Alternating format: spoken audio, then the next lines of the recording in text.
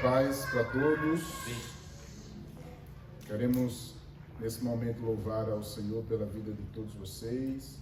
Deus está neste lugar e como é bom podermos orar, como é bom podermos estar tendo esse momento. É o segundo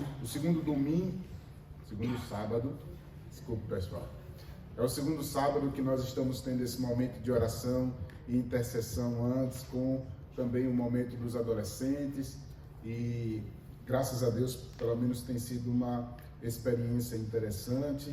Hoje foi muito bom o momento de oração aqui, e estamos iniciando um pouquinho mais tarde, às 19 horas, com às 18h30, iniciando nosso momento de oração, e tem sido um momento gracioso para a glória de Deus em nome de Jesus. Então sinta-se à vontade, é bom termos novamente Tânia aqui, seja bem-vinda novamente, para a glória de Deus. Nós estávamos orando pelo seu retorno, estamos orando pela vida da irmã Luísa, que está internada, tive a oportunidade de visitá-la, graças a Deus ela está bem, se recuperando da segunda cirurgia, agora ter todo o cuidado para que ela possa voltar, né? Então está iniciando os processos para que ela possa voltar à normalidade.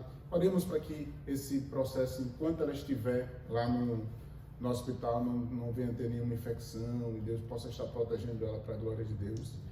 A Aline, as filhas de Aline, nós estamos trazendo agora, está com influenza e esse surto ainda tem pego algumas pessoas, então não puderam estar conosco hoje por uma questão de preservar as nossas vidas também para a glória de Deus.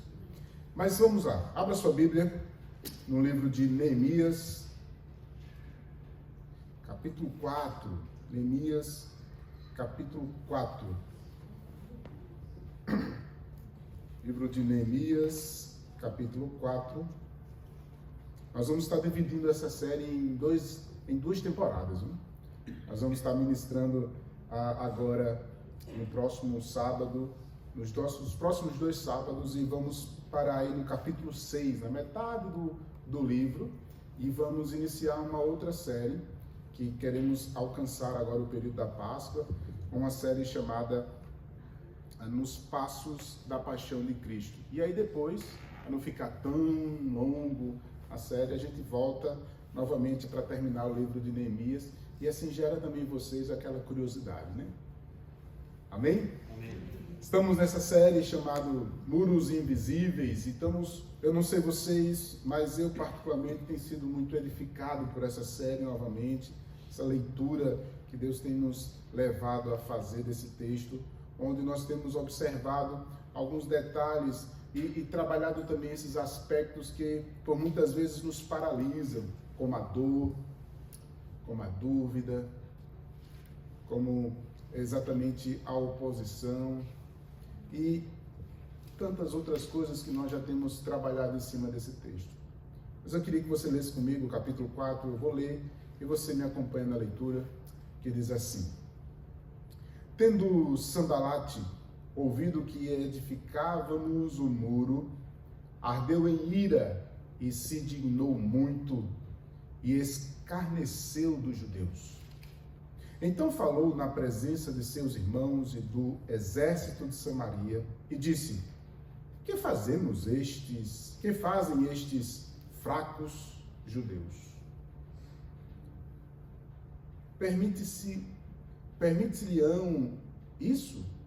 Sacrificarão? Darão cabo da obra em um só dia? Renascerão acaso dos montões de pó as pedras que ficaram queimadas?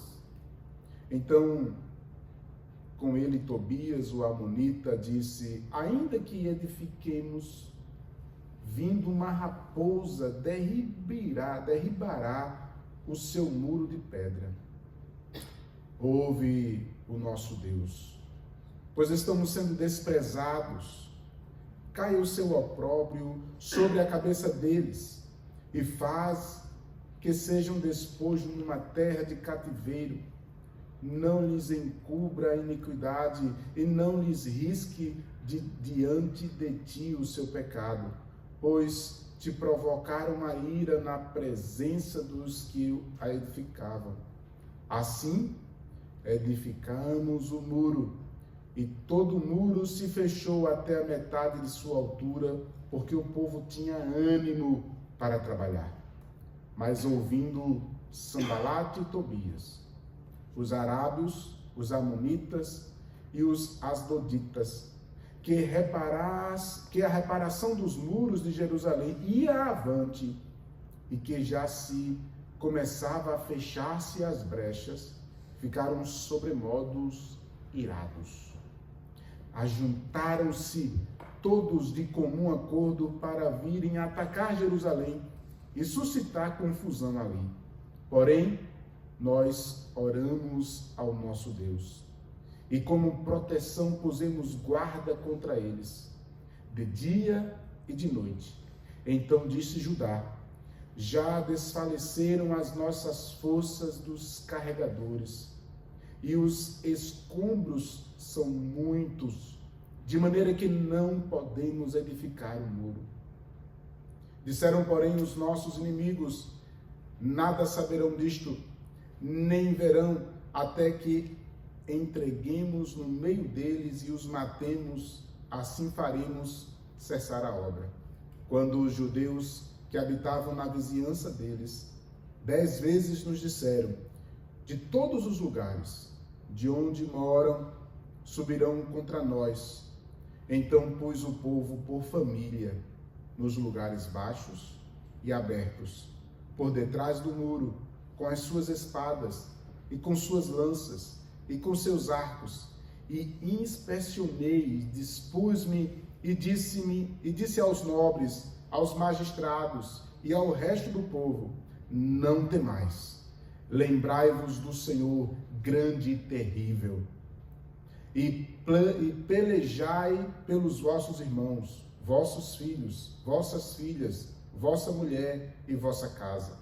E sucedeu que, ouvindo os nossos inimigos, que já o sabíamos, e que Deus tinha frustrado os desígnios deles, voltando todos nós ao muro, cada um à sua obra.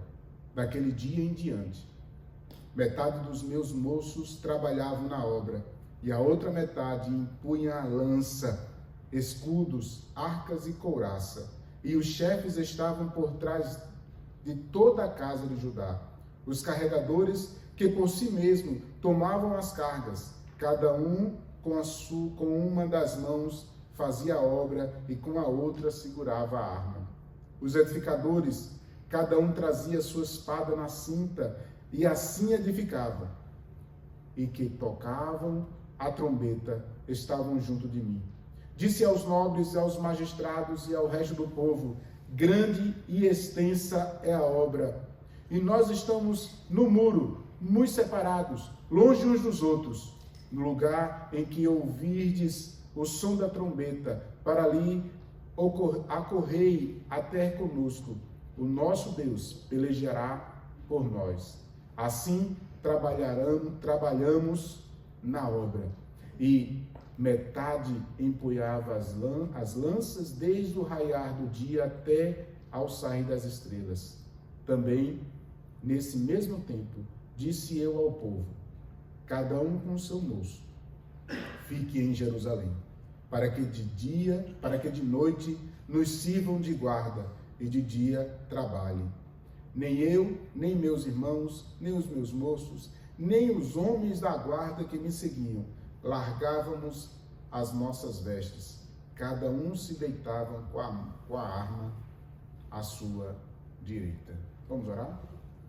Deus, em nome de Jesus, pedimos a Ti nesse momento que a Tua palavra, ela possa, Senhor, achar abrigo em nossos corações.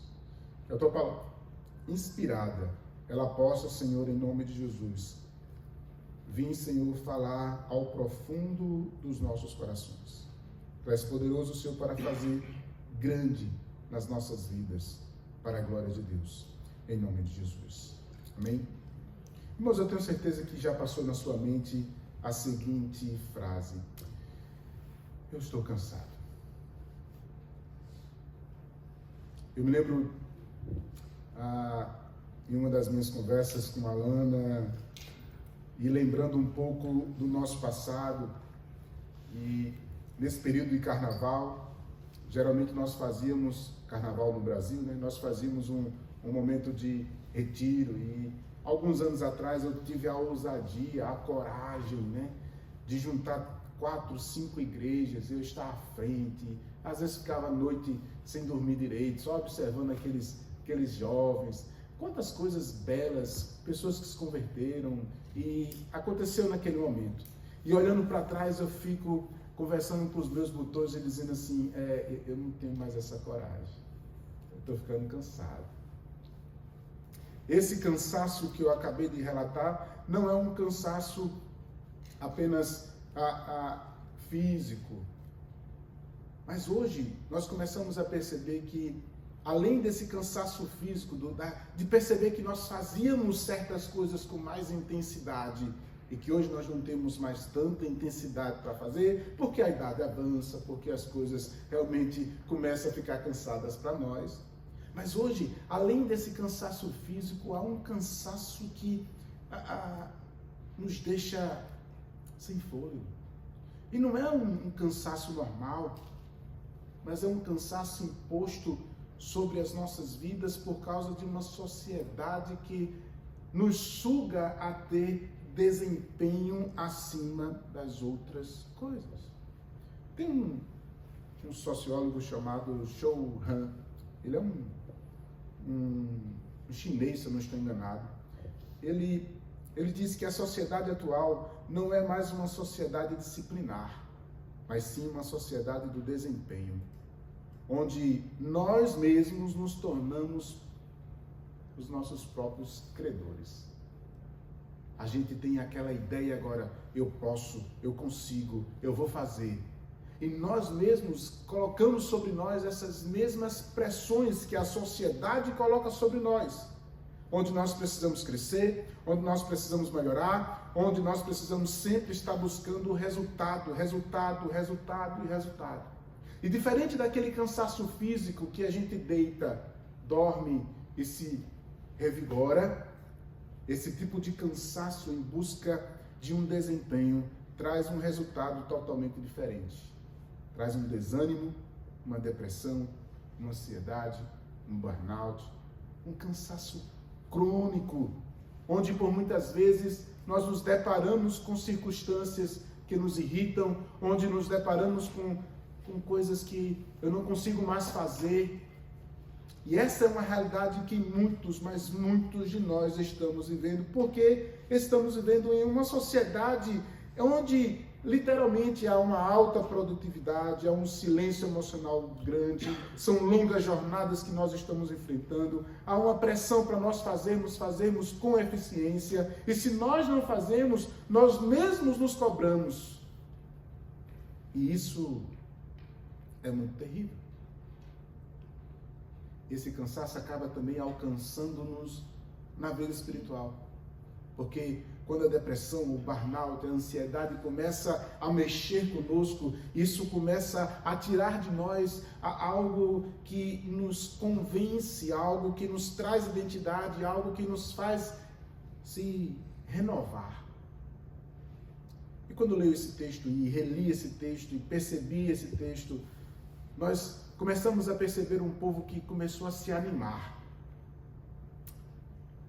É lindo você ver a narrativa em que, mesmo diante da oposição, Neemias chama o povo e diz assim: vocês não estão vendo todos esses muros, essas portas queimadas? Vamos fazer junto, essa é a obra do Senhor, Deus está sendo envergonhado. E o povo, família por família, começa então a pegar na brasa, pegar realmente no batente. E é lindo no capítulo 3, famílias e famílias começando, e aí você lê nesse texto que eles começam a chegar na metade do caminho. A metade do muro parece que está pronto, e aí novamente quando nós percebemos a igreja crescendo, eu vou usar agora o nome igreja só para você se familiarizar com esse termo, mas lá não era igreja, mas o povo realmente fazendo a obra de restaurar os muros, de fazer com que o povo pudesse ter proteção novamente. Na medida em que o povo começava a avançar, houve novamente a oposição. E todas as vezes que nós começamos a dar ouvido às oposições e à opinião das pessoas que falam contra nós. Preste atenção comigo nos primeiros versos. Olha só que aqui o povo, os estrangeiros olham com raiva. Olha os versos primeiros, tendo Sambalate ouvindo que edificavam um muro, ardeu-se em ira, se indignou muito, escarneceu dos judeus. Vamos permitir que eles façam isso? Eles vão sacrificar, darão cabo, por exemplo, só de uma vez. Eles começam a trazer as suas próprias opiniões para trazer exatamente uma confusão mental sobre a vida de tal maneira que eles começam a olhar. E é aqui no verso 10 que me chama a atenção, porque ao ouvir essas opiniões, no verso 10 diz assim: então disse Judá, já desfaleceram as forças, e os escombros são muitos, de maneira que não podemos edificar o muro. E é exatamente esse cansaço em meio à missão. E lembre-se, aqui não é um cansado porque eles estavam apenas sem fazer nada, mas era um cansado porque eles estavam trabalhando. Mas ao perceber a opinião das pessoas, começam então a olhar para as dificuldades e dizer assim: a gente está cansado, acho que a gente não vai dar conta.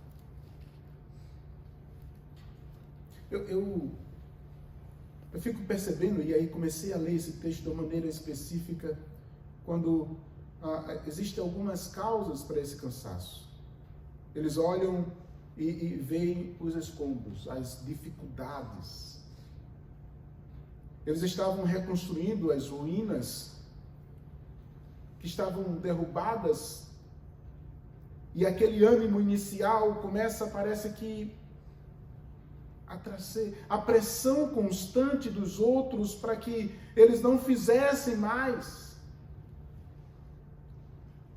E vozes repetindo sobre eles, de todos os lugares, diz o verso 12, de todos os lugares eles repetiam: vocês não vão conseguir, para que pudesse gerar aquilo que por muitas vezes nós estamos tendo medo de continuar fazendo a vontade de Deus. Essa sociedade do desempenho, esse cansaço que é muitas vezes também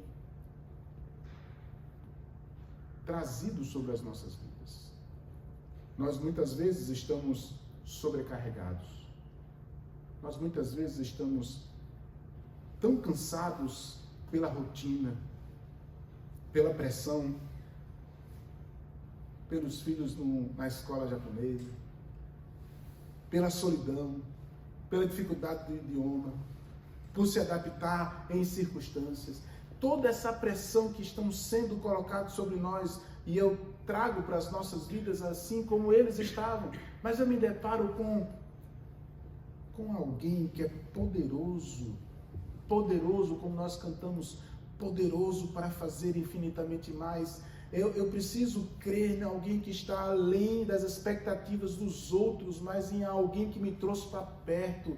A minha identidade não deve estar exatamente sendo gerada pelas expectativas das pessoas que estão ao meu redor, duvidando ou querendo que eu faça algo a mais, mas eu preciso estar diante de um Deus Todo-Poderoso que disse: eu te amo, e trouxe você para perto. É esse Deus que é contagioso, que nos traz alegria, e é realmente isso que faz novamente o povo se renovar. Neemias, ao perceber isso, ele diz: não temas, lembrai-vos do Senhor e quão grande Ele é temível. Nós temos um grande Deus poderoso para fazer infinitamente mais. É Ele que está no controle de todas as coisas. É Ele que nos faz lembrar que é Ele que nos trouxe para perto. E independente do cansaço físico ou mesmo espiritual, a nossa perspectiva tem que estar diante de Deus, porque Ele está no controle da tua vida, Ele está no controle do teu casamento, Ele está no controle dos teus filhos, Ele está no controle da nossa vida aqui no Japão. É Ele que está no controle de todas as coisas, e Ele tem propósito e nos traz a um renovo para perceber que Deus quer nos usar para continuar a sua obra, mesmo diante das dificuldades. Porque, entendam, Satanás está ao nosso derredor. E ele usa os inimigos para nos desanimar. Existe um texto muito forte, que é o texto exatamente de Jesus. Jesus, diante de João Batista, no início do seu ministério, ele vai para ser batizado, e ao sair do batismo, ele tem uma fala, algo que ele já sabia, mas aquela fala é clara, não apenas para mostrar um Deus trino, mas para mostrar para ele e para os outros que ele era amado de Deus. Ao sair daquele rio, o céu se abre com uma voz dizendo: este é meu filho amado em quem me compraz. O Espírito Santo desce de forma sobre uma pomba sobre ele, trazendo exatamente o início do seu ministério. Aquilo traz uma convicção, e é claro que isso precisa também ser claro para nós. Eu e você somos alvos do amor de Deus. Deus te alcançou, Deus te trouxe. Não é à toa que nós ouvimos Jesus dizer: vinde a mim todos que estáis cansados e sobrecarregados, e trocai com ele o fardo. Nosso fardo pesado precisa estar sendo colocado nas costas de Jesus. Foi isso que ele fez por mim e por você. Mas preste atenção, Jesus é conduzido pelo Espírito ao deserto. E é naquele momento ali que Jesus é conduzido ao deserto, que ele é confrontado por Satanás. Ele é confrontado como prova. É claro que aquele é um ambiente de prova sobre a vida de todos nós, porque Jesus precisaria passar por aquilo. Mas Jesus está ali há 40 dias e 40 noites jejuando. E preste atenção, irmãos, uma pessoa que passa 40 dias sem comer, ele está fraco. E é exatamente nesse momento de cansaço, é nesse momento de fraqueza que muitas vezes nós estamos tão vulneráveis. E poderíamos perder a nossa identidade, poderíamos perder a voz que ecoa do céu para nós, dizendo: tu és meu filho amado. E é naquele momento que Jesus rompe o silêncio dos 40 dias de jejum e oração. Quando Satanás ele se aproxima e diz: tu está com fome? Transforma esses pão em pedras. Essas pedras em pão, né? Troquei. E aí Jesus responde: nem só de pão viverá o homem, mas de toda palavra de Deus. Ele leva ele para um alto local e diz: se joga, porque a Bíblia diz que ele vai te ordenar que os anjos te guardem. Ele disse: não tentarás o Senhor teu Deus. Ele estava em todos os reinos. Se tu me adorar, eu vou dar tudo isso a você. Ele disse: não adorarás outros deuses diante de Deus. É num momento de vulnerabilidade que nós precisamos ter a nossa voz consciente de um Deus que disse para nós: tu és meu filho amado. A semelhança de Jesus, nós podemos também estarmos cansados. Jesus estava cansado por causa de 40 dias sem se alimentar, fragilizado e talvez vulnerável, mas naquele momento ele era fortalecido pela sua identidade em um Deus que lhe ama. E eu e você, diante das dificuldades, não podemos perder o alvo, assim como Neemias chamou o povo para olhar novamente para Deus e disse: vocês não temam, lembrem-se, Deus é grande, temível, Ele não está longe, Ele está perto, e Ele é o nosso Deus. E é assim que o povo começa a se organizar novamente para dar continuidade à obra. Nós não podemos fraquejar. Vinde a mim todos que estão cansados e sobrecarregados. Eu e você precisamos olhar para Jesus e perceber que Ele está no controle de todas as coisas. E é nesse momento que o povo, mesmo diante das pressões, mesmo diante dos entulhos, mesmo diante das vozes que levam eles a se desanimarem, o povo começa então a voltar-se para Jesus e fortalecer diante do cansaço a sua vida. E eles começam a trabalhar, protegidos. E aqui me chama a atenção, irmãos, que nós, como comunidade, precisamos estar atentos uns aos outros. Nós, como comunidades, precisamos nos organizar como um ambiente de proteção, como um ambiente de cuidado, como um ambiente em que nós estamos, assim semelhante àquele pessoal, com uma mão pegando a pá para fazer exatamente o contínuo da obra, mas na outra com a espada, porque se vir o inimigo, nós estamos preparados. Precisamos nos reorganizarmos com estratégias, com proteção coletiva, tendo a família como base. Apesar de sermos diferentes, de locais diferentes, de culturas diferentes, estamos aqui reunidos com um único propósito: fazer Cristo glorificado nesse lugar. E Deus conta com cada um de nós. A obra precisa avançar, ela não pode parar pela metade. Deus conta conosco, e é por isso que precisamos nos reorganizar para que essa vontade do Senhor seja realizada na minha e na sua vida, e vamos desfrutar disso. Mas existe algo que é importante quando nós trabalhamos sobre o cansaço. Esse texto, ele necessariamente não trabalha, mas eu quero apontar para Jesus. Como nós falamos, nos sentimos cansados, mas nós temos um Deus que disse para nós: vinde a mim, todos que estão cansados e sobrecarregados, e eu vos aliviarei.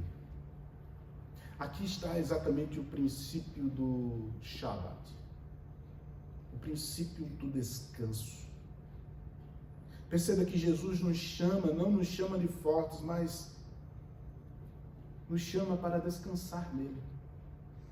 É exatamente perceber que é Cristo que carrega o peso, é Cristo que nos ajuda a enfrentar a pressão, é Cristo também nos auxilia a entender quem nós somos. E quando nós trocamos o fardo com Ele, nós começamos a viver uma vida em descanso que glorifica ao Senhor Todo-Poderoso. É lindo você ver Neemias entendendo que uns precisavam trabalhar, outros precisavam estar atentos para se proteger. E enquanto uns trabalham, teoricamente o outro descansa, estando atento, preparado para a batalha. O descanso é algo que precisa ser colocado nas nossas vidas. Eu e você precisamos entender, assim como o princípio foi colocado no começo de todas as coisas, Deus trabalhou 6 dias e descansou. E esse princípio não é apenas um princípio de descanso para a renovação das nossas forças, mas um princípio também de entender que nós somos sustentados por Ele. É nesse descanso que nós adoramos, é nesse descanso que nós cultuamos, é nesse descanso que nós estamos em família, é nesse descanso que nós estamos preparados para fazer a vontade do Senhor. Só que descansar, irmãos, é algo que por muitas vezes nós somos ensinados por causa dessa sociedade de desempenho a não fazer. Por isso você precisa dar passos concretos contra essa sociedade que nos leva a sermos ansiosos, depressivos, dependentes do trabalho. Eu convido você a fazer algumas coisas. Preste atenção. Eu convido você a todos os dias. Reserve 5 minutos. 5 minutos pela manhã para você orar e se colocar diante de Deus. Leia a palavra, como diz a palavra, de dia e de noite. Reserve tempo para você estar se colocando diante de Deus. Construa um relacionamento protetor em uma comunidade. Nós precisamos estar afiliados, nós precisamos estar juntos. Deus nos chamou a estarmos em relacionamento. Enquanto esse mundo e essa sociedade de desempenho nos chama a sermos melhores e individuais, Deus nos chama para a coletividade, para estarmos juntos. E é claro que você vai precisar lutar, e é claro que você vai precisar crescer, claro, mas entenda, é na relação que nós temos essa fortaleza que Deus nos traz, o cuidado sobre as nossas vidas. Aceite a ajuda. Aceite a proteção. Permita que outras pessoas orem por você, ajudem você praticamente, compartilhe os fardos. Mas principalmente, tenha uma vida com Cristo diante de Deus. É estudando, é lendo a palavra. Neemias não mandou o povo descansar primeiro. Neemias reorganizou o povo a estar sendo protegido e trabalhando. Eu me lembro de muitas vozes que vêm sobre a minha experiência pastoral, quando muitas vezes nós estamos atuando e servindo a Deus. Parece que é nesses momentos que as vozes externas, vindas como dardos inflamados, e eu quero dizer claramente que nem sempre as vozes são apenas externas, as vozes também são internas.